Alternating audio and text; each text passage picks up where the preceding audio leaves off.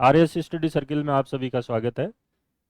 आज आप लोगों ने न्यूज़पेपर में एक स्टेटमेंट देखा होगा जो महाराणा संग्राम सिंह या राणा सांगा के बारे में है। और उसमें जो कथन किया गया है वो आपके सांसद महोदय ने ही किया है आपके। और इसमें किस तरह की कौन सी बातें आपके इससे रिलेटेड है उसके बारे में हम डिस्कस करेंगे। वो कथन किस रेफरेंस में किया गया और उसकी वास्तविकता क्या है, ये सारी चीज़ें हम इस क्लास में देखेंगे। भारत का इतिहास पर खूब सारी किताबें लिखी गई है, मध्यकाल पे भी हरिश्चंद्र वर्मा ने 2 वॉल्यूम में किताब लिखी है और पहला जो वॉल्यूम है उसमें उन्होंने कुछ चीज़ों के बारे में बताया है। इसी तरह सतीश चंद्र वगैरह इतिहासकारों ने भी उन्हीं का हवाला दिया है। बाकी इतिहासकारों ने बाबरनामा के आधार पर, बेवरीज के अनुवाद के आधार पर ये सारी चीज़ें बताने की कोशिश की है। तो हम देखते हैं कि वास्तविक रूप से वस्तु स्थिति क्या रही है। पुस्तक में, इतिहास की किताबों में कहाँ तक लिखा हुआ है, हम उन इतिहासकारों की बात करते हैं जो वास्तविक इतिहासकार है, न कि आजकल के जो आपके 8-10 किताबों को इकट्ठा करके और उसमें से किताब बनाकर स्वयं को इतिहासकार मानते हैं। उन इतिहासकारों की बात यहाँ नहीं हो रही है।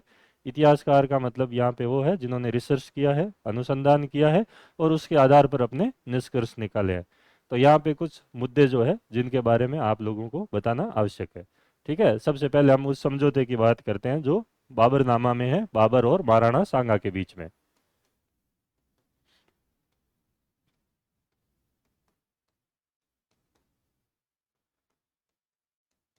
महाराणा सांगा या संग्राम सिंह जी जो मेवाड़ के शासक है आपके, इनके बीच में किस तरह की चीजें हैं।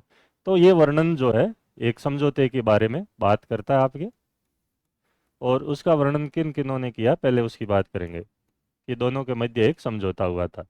और ये समझौता का उल्लेख जो है बाबरनामा में बाबर करता है आपके।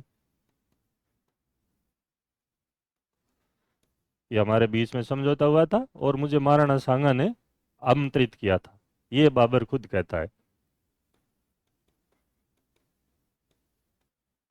बाबर कहता है कि महाराणा सांगा ने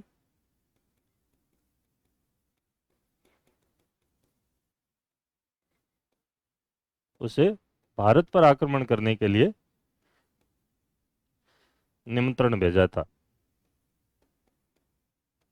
आक्रमण करने हेतु निमंत्रण भेजा था।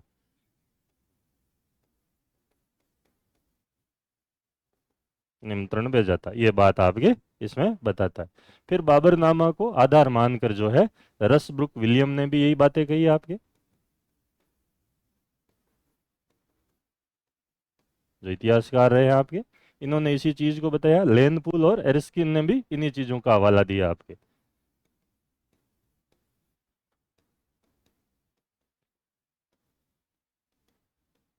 एरिस्किन या इर्स्किन जो है आपके नाम है जिनका। तो इन्होंने भी इन्हीं बातों का हवाला दिया कि ऐसा समझौता हुआ था और बाबरनामा में जो बाबर ने कहा है वो बात सही है, ये ऐसा लोग मानते हैं। ठीक है ना। तो एक तो ये चीज आपके हवाला दिया गया है। इसका जो आपके विपरीत जो बात है वो जीएन शर्मा के उदाहरण से किताबों में आपको बताई गई है। इन्होंने मेवाड़ का जो इतिहास है वो लिखा आपके जीएन शर्मा ने। और मेवाड़ व मुगल सम्राट नाम का ये पुस्तक है इनकी आपकी, ये पुस्तक मेवाड़ व मुगल सम्राट, ये पुस्तक है आप, मेवाड़ व मुगल सम्राट। इसमें इन्होंने कहा है कि सांगा के द्वारा दूत नहीं भेजा गया था बाबर के पास, उल्टे बाबर ने दूत भेजा था महाराणा संग्राम के पास और संग्राम सिंह के पास और उनसे सहायता मांगी थी। तो ये बात आपकी इसमें। और वो सलहदी के माध्यम से बात हुई थी जिसके बाद में कहते हैं कि खानवा में उसी ने धोखा दिया था महाराणा संग्राम सिंह को। तो ऐसी बातें भी हमें मिलती है। तो इस पुस्तक में जो है ये बताया गया है कि बाबर ने संग्राम सिंह के पास दूत भेजा था।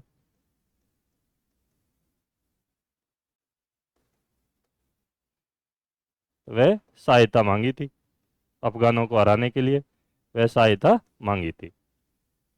ठीक है, और ये व्यक्ति था सलहदी, ऐसा उल्लेख इसमें मिलता है आपके। जीएन शर्मा ये बात बताते हैं। इसी प्रकार जो है आपके मेवाड़ राजा के प्रमुख जो है पुरोहित जी की डायरी, उसमें भी आपकी इसी तरह की बात मिलती है आपके।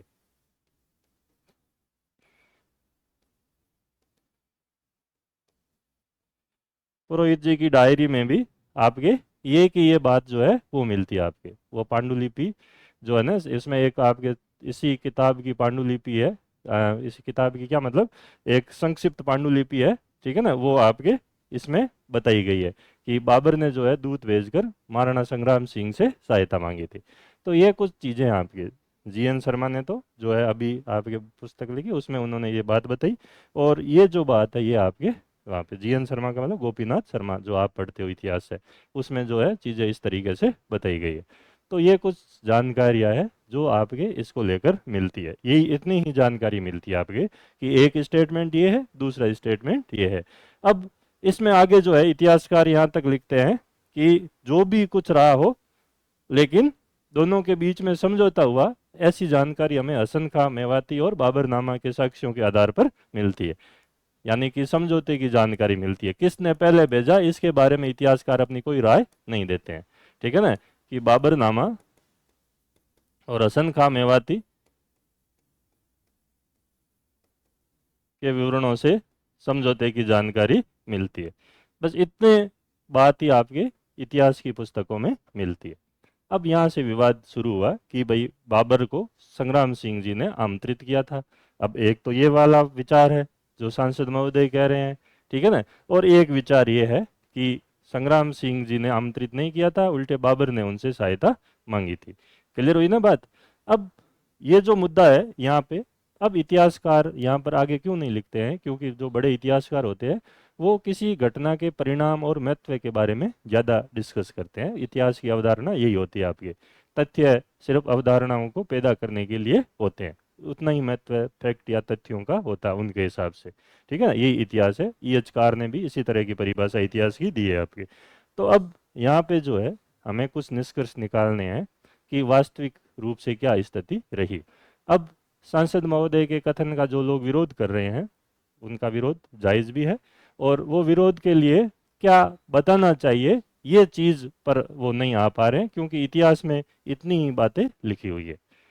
तो जब हम इतिहास को ढंग से पढ़ते हैं, इन चीज़ों को समझते हैं, तो जवाब में क्या बताना चाहिए वो कुछ मेरे निष्कर्ष है जो लोग इस परिस्थिति में ऐसे संशय में अभी है कि हमें क्या जवाब देना चाहिए, तो उनको काफ़ी हद तक इससे मदद मिल सकती है आपके कि हमें क्या जवाब वास्तव में देना चाहिए, ठीक है। तो हुआ क्या देखते हैं अपन। ये तो बात यहाँ पे हुई आपके, और बाद में इस समझौते की पुष्टि भी होती है।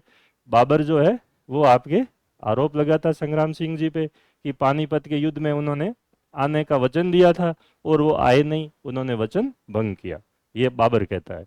संग्राम सिंह जी ये कहते हैं कि बाबर ने मुझे वचन दिया था कि कालपी, धौलपुर और बयाना पर अधिकार नहीं करूंगा, लेकिन उसने इन पर अधिकार किया, इसलिए बोला उसने अपना वचन भंग किया है। तो दोनों बाद में आरोप प्रत्यारोप करते हैं वचन भंग करने का। वचन भंग करने का आरोप प्रत्यारोप होता है आपके। इसका मतलब समझौते जैसी कोई बात तो अवश्य हुई होगी, ठीक है ना। बाबर कहता है कि भाई पानीपत में संग्राम सिंह जी को आना चाहिए था मेरी सहायता के लिए, क्योंकि समझौते में ये बात थी।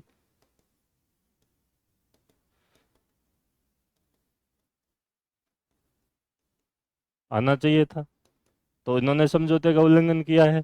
और संग्राम सिंह जी का इतिहासकारों के अनुसार ये मानना है कि बयाना,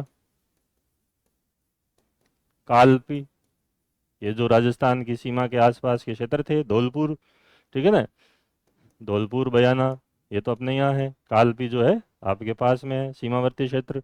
तो धौलपुर पर जो है अधिकार करके, बाबर ने अधिकार करके समझौते का उल्लंघन किया है, अधिकार करके समझौते का उल्लंघन किया है,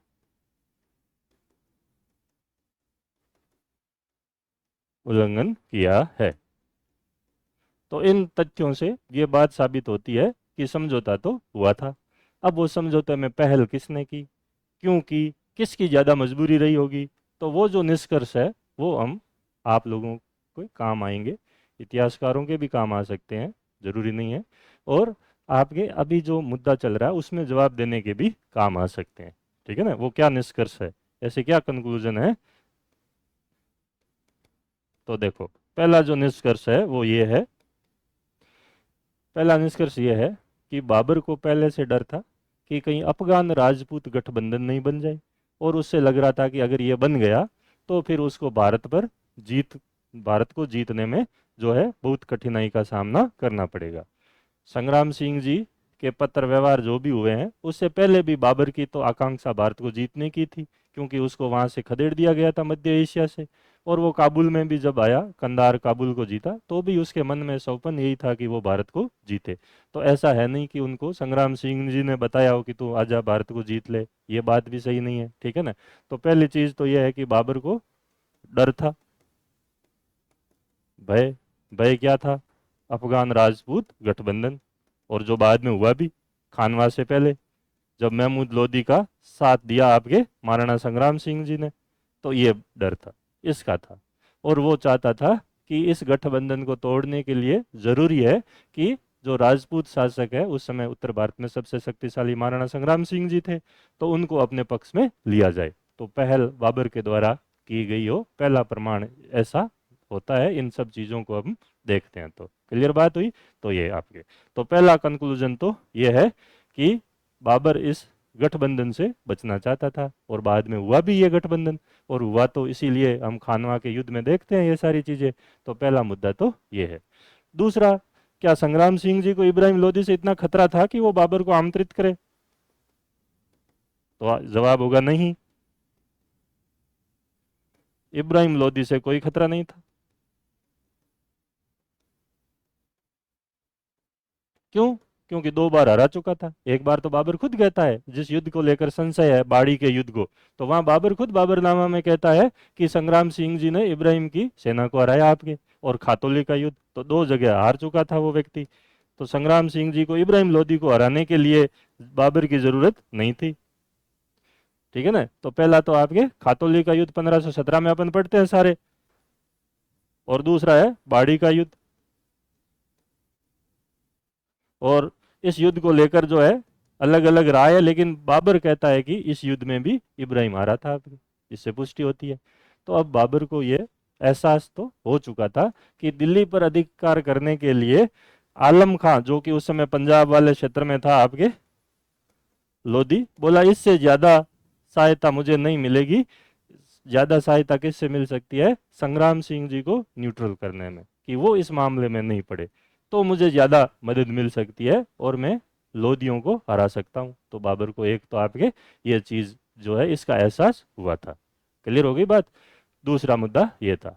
तीसरा ये था कि संग्राम सिंह ने बाबर को सहायता का आश्वासन भारत की कोई स्थापित सरकार को विरुद्ध नहीं दिया था, क्योंकि उस समय भारत में जो सरकार थी वो लोदियों की थी, और वो कोई अखिल भारतीय सरकार नहीं थी कि पूरे भारत में उनका अधिकार हो। संग्राम सिंह जी के पास उनसे ज्यादा इलाका था, और वो एक क्षेत्रीय राज्य था। तो एक क्षेत्रीय राज्य के खिलाफ हटाने के लिए, ठीक है ना, किसी व्यक्ति को ये आश्वासन देना कि तू जीत ले, मैं उसमें मामले में नहीं पड़ूंगा, तो इसको आप गद्दारी के तौर पर नहीं देख सकते हो। ये उस समय की राजनीतिक जरूरतें थी। तो उस मुद्दे को हम ऐसे भी जोड़ सकते हैं आपके। तो तीसरा पॉइंट जो है वो आपके ये है, ये ध्यान रखना है। और चौथा ये था कि संग्राम सिंह जी भी चाहते थे कि पश्चिमोत्तर भाग में बाबर उन इलाकों पर कब्जा कर ले, ठीक है, और वहीं तक सीमित रहे, ताकि उत्तर भारत को जीतने की उसकी आकांक्षा पूरी हो जाए आपके। तो संग्राम सिंह को अपने यहाँ राजनीतिक हित दिख रहे थे, और लाजमी है, दिखने भी चाहिए थे, क्योंकि उस समय धर्म से ज्यादा प्रभावी चीजें थी राजनीतिक हित, और हर कोई शासक चाहता था कि उसके राजनीतिक हित और बड़ा साम्राज्य हो। तो उसमें संग्राम सिंह जी भी कहीं गलत नहीं थे। तो ये मुद्दा ये है। फिर पांचवा ये निष्कर्ष हो सकता है कि उस समय जो भी निर्णय थे वो धार्मिक भावनाओं से प्रेरित नहीं थे, ठीक है ना। आप हसन खां मेवाती को देख ही रहे हो, संग्राम सिंह जी की तरफ से लड़ रहा है, तो वहां पे धर्म के आधार पर तो कोई मुद्दे ही नहीं थे। सबके जो मुद्दे थे वो थे राजनीतिक आकांक्षाओं को पूरा करना। और राजनीतिक आकांक्षाओं को पूरा करने के लिए अगर किसी प्रकार के कोई समझौते होते थे, तो उसको आप ये नहीं कह सकते हो कि वो गद्दारी थी या किसी के साथ गद्दारी थी, क्योंकि उस समय आपके बहुत बड़ी है कोई क्षेत्रीय, यूं कह सकते हैं कि पूरी अखिल भारतीय सत्ता तो थी नहीं कि संग्राम सिंह जी ने किसी को बुलाकर उसके खिलाफ काम किया और भारत के हितों को नुकसान पहुंचाया हो। ऐसे हमें कोई प्रमाण उस समय के इतिहास में नहीं मिलते हैं। ठीक है ना। तो ये सारी चीज़ें राजनीतिक उद्देश्यों के लिए की गई थी। जब पानीपत का युद्ध होता है, आप उसमें देखते हो जो ग्वालियर के राजा विक्रमाजीत है वो इब्राहिम की तरफ से लड़ रहे हैं बाबर के खिलाफ और शहीद हो रहे हैं। तो यहाँ पे उस समय जो इस तरह की जो धार्मिक जो मुद्दे आजकल जो बनाए जा रहे हैं वो उस समय ऐसे मुद्दे थे भी नहीं। कोई भी व्यक्ति अपने राजनीतिक आकांक्षाओं के लिए किसी के साथ लड़ता था, क्योंकि ग्वालियर के राजा को अपना राज्य सुरक्षित रखना था, क्योंकि उसे डर था कि कहीं मुगल उसके इलाके पर कब्जा नहीं कर ले, जो कि बाद में किया गया आपके। इसी तरह संग्राम सिंह जी को भी डर था कि मुझे अगर उत्तर भारत में राजनीतिक शक्ति स्थापित करनी है तो अफगानों को नियंत्रण में करना जरूरी है, और अगर हमें किसी तीसरी शक्ति से गठबंधन भी करता हूं तो एक उन पर दबाव की राजनीति होगी और वो न्यूट्रल हो जाएंगे। तो ये सारी चीजें उस संदर्भ में थी। ठीक है। फिर आप लोग ये लॉजिक देते हैं कि संग्राम सिंह जी ने बाबर को बताया भारत पर, नहीं तो बाबर को तो पता ही नहीं था। अरे ऐसा थोड़ा ही नहीं था। बाबर ने जब उसका बेटा हिंदाल का जन्म हुआ तो उसका नाम उसने हिंदाल रखा। हिंदाल का मतलब होता है चगताई भाषा में हिंद को जीतना, हिंद को नियंत्रण में रखना, तो नाम ही इसीलिए रखा। और हिंद को जीतने की आकांक्षा तो उसके संग्राम सिंह जी से परिचय होने से पहले से ही थी, क्योंकि मध्य एशिया और वहाँ की राजनीति उज़्बेकों के कारण इतनी खतरनाक हो चुकी थी कि उसे एक आपके ऐसा क्षेत्र चाहिए था जो आपके सुरक्षित हो। तो इसके लिए वो भारत पर कब्जा करना चाहता था। तो आपके ये जो मुद्दे हैं, ये पॉइंट्स है जिनके आधार पर आप अपने लॉजिक दे सकते हो कि वास्तविक स्थिति किस प्रकार रही है। ठीक है ना। और कौन सी आपके परिस्थितियां रही होगी। इसका जवाब सिर्फ ये कि राजस्थान वीरों की भूमि है, ये जवाब हो सकता है, लेकिन वीरों की भूमि तो पूरा भारत ही रहा है, राजस्थान भी रहा है मध्यकाल में। तो प्राचीन काल में चंद्रगुप्त मौर्य रहा है, बिहार का इलाका अशोक जैसे शासक हुए हैं।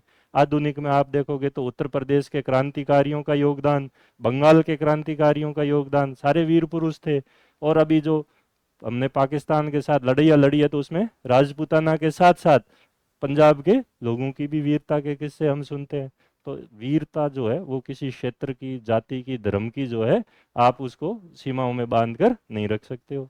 ठीक है ना। तो ये चीज़ भी हमें ध्यान रखनी है। तो हमें ऐसे लॉजिक देने चाहिए जो बहुत ज़्यादा एक्सेप्टेबल हो। ठीक है। ये हमारा पूरा देश भारतीय वीरों की भूमि है, और हर समय पे, अलग अलग समय पे आपके इस देश में वीर पुरुष पैदा हुए हैं। दुनिया में दूसरे धर्मों में भी वीर पुरुष पैदा हुए हैं। तो आप अगर ये कहकर कि पर्टिकुलर हमारा क्षेत्रीय वीरों की भूमि है, तो एक तरह से हम और विवाद को बढ़ावा देते हैं। इसका मतलब हम दूसरे लोगों को वीरता को स्वीकार नहीं करें। तो हमें इन स्टेटमेंट से बचना चाहिए, और जो सटीक लॉजिकल जो है वो जवाब देने चाहिए ऐसे स्टेटमेंट का, और वो लॉजिकल जवाब यही है। ठीक है ना। अगर कोई समझौता हुआ भी था तो वो क्षेत्रीय हितों की पूर्ति के लिए हुआ था, वहाँ पे धर्म का कोई मुद्दा नहीं था। ठीक है ना। और संग्राम सिंह उस समय उत्तर भारत में अपनी सत्ता को मजबूत करना चाहते थे, और इसके लिए किसी तीसरी क्षेत्रीय शक्ति से उन्होंने अगर कोई बात कर ली है तो उसको आप गद्दारी का दर्जा नहीं दे सकते हो। इसी समय खुद बाबर जो है भारत के शासकों की प्रशंसा करता है, और कृष्णदेव राय जैसे व्यक्ति को वो भारत का सबसे शक्तिशाली शासक भी बताता है। और कृष्णदेव राय भी उस समय कई क्षेत्रीय राज्यों से संघर्ष में घिरे हुए रहते हैं और अपने विजयनगर साम्राज्य की सुरक्षा करते हैं। तो वो भी आपके वीरता में उतने ही मानते जितने हमारे शासक थे या और भी लोग रहे हैं आपके। तो अगर हम किसी स्टेटमेंट का अगर जवाब दे तो बिल्कुल लॉजिकल तरीके से उसका जवाब जो है वो होना चाहिए, ये मेरा मानना है। बाकी अपनी अपनी राय है। ठीक है। और संग्राम सिंह जी की उपलब्धियां यहाँ तक भी नहीं थी। उन्होंने गुजरात के मुजफ्फर खां को पराजित किया और उसको समझौता करने के लिए बाध्य होना पड़ा। गागरोन में मालवा का जो महमूद था उसको बंदी बना लिया, और बंदी बनाने वाले व्यक्ति जो था आपके, आप लोगों ने पढ़ा होगा, उस व्यक्ति का नाम हरिदास था, और उसको उन्होंने एक तरह से कहते हैं कि चित्तौड़ का राज्य दे दिया, लेकिन उसने 12 गांव ही लिए आपके। इसी तरह खंडार दुर्ग पे अधिकार किया रणथंभौर के पास, बयाना दुर्ग पे अधिकार किया उन्होंने 1527 में, और मुगल सेना को हराया आपके। तो 80 गांव वाले संग्राम सिंह उस समय के सबसे मजबूत और शक्तिशाली योद्धा थे। सैनिक दृष्टिकोण से वो सबसे शक्तिशाली शासक थे उत्तर भारत के, और टोड ने इसीलिए उनको सिपाही का अंश या सैनिक का भग्नावशेष कहा है आपके। तो ये उनकी प्रशंसा है। तो संग्राम सिंह को, महाराणा संग्राम सिंह जी को कम आंकना, ठीक है ना, गलती है। और उनकी जो उपलब्धियां उनको आप इस तरीके से कहकर नहीं दबा सकते हो। और उन्होंने जो है कि पत्र व्यवहार चला कर किया हो, इसके भी कोई ऐसे प्रमाण इतिहास में है नहीं। ठीक है, संभावना इसी की ज़्यादा है कि बाबर ने उनसे चलाकर पत्र व्यवहार किया हो, क्योंकि बाबर की ज़्यादा मजबूरियाँ थी संग्राम सिंह जी की तुलना में। क्योंकि बाबर एक तो वहाँ से खदेड़ दिया गया था, फिर उज़्बेकों का भय था कि वो अफगानिस्तान तक आ जाएंगे, कंधार और काबुल तक, तो उसे ये इलाके पश्चिमोत्तर भाग वाले जीतने के लिए ज़्यादा उसकी आकांक्षा प्रबल थी, न कि संग्राम सिंह जी की। संग्राम सिंह जी अपने राज्य की सुरक्षा करने में उस समय सक्षम थे, और वो इब्राहिम लोदी को 2 युद्धों में हराकर इस चीज़ को प्रमाणित कर चुके थे। तो ये सारी चीज़ें भी आपको ध्यान रखनी है। तो ऐसे विवादों से, जो इतिहास में, जहाँ पे इतिहासकारों ने किसी मुद्दे को ज़्यादा तवज्जो नहीं दी है, तो उन मुद्दों को अब आपके निकालना, उस पर विवाद पैदा करना, ठीक है, ये समझदारी के काम नहीं है। तो इतिहास के जो विद्यार्थी है उनको भी जो है इतिहास को बिल्कुल सही और प्रमाणित तरीके से पढ़ने की आवश्यकता है, और इन विवादों का जो समाधान है वो आप तार्किक तरीके से दे तो ज़्यादा बेहतर होता। ठीक है, धन्यवाद।